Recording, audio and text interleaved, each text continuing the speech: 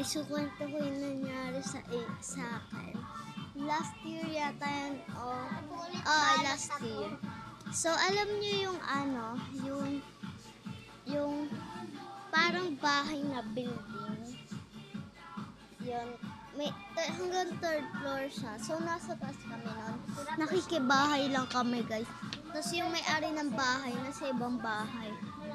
Kasi pinapagawa niya yung time, yung bahay namin.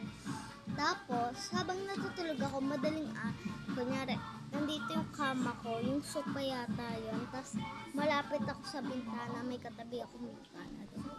So, nagising ako madaling araw. Tapos, parang may nakita akong anino na lumalakad.